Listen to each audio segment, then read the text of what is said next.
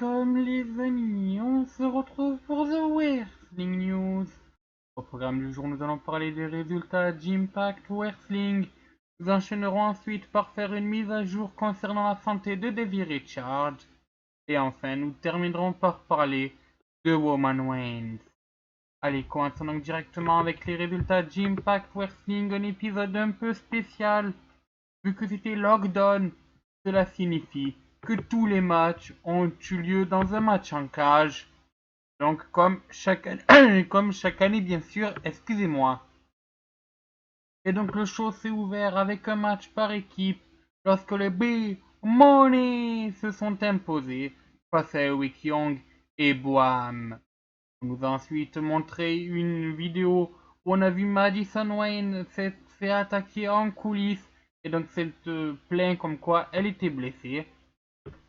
Donc ensuite, Trevor Lee a battu Chigwe Uno pour conserver son X-Division Championship, d'autant que Gregory Helms était présent en ringside.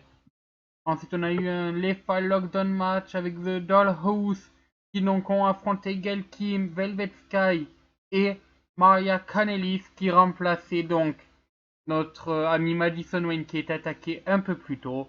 Malheureusement, Maria Kanellis s'est retournée contre ses deux partenaires en refusant de rentrer dans la cage.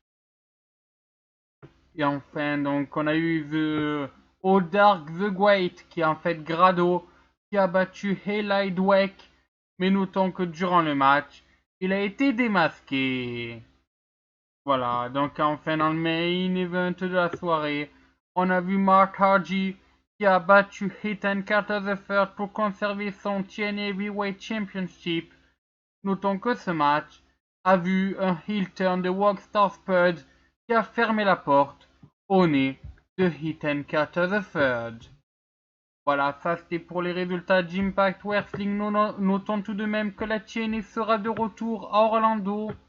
En effet, il a été annoncé que du 12 au 15 mars, Impact Wrestling fera son retour dans la fameuse Impact Zone pour donc des nouvelles sessions d'enregistrement. Et d'ailleurs, il se peut qu'il y ait une personne qui loupe ces sessions d'enregistrement. Il s'agit de Davey Richards. Je vous l'avais rapporté un peu plus tôt. Ce dernier s'était blessé donc au genou dans un match en Angleterre. Et justement, il se peut que cette blessure soit très grave.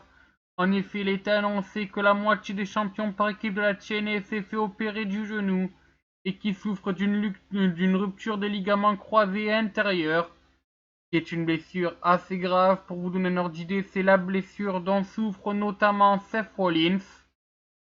Et donc la date de retour de Davey Richards n'est pas encore connue, et d'après les premiers diagnostics des médecins, il est annoncé entre le mois d'août et le mois de novembre.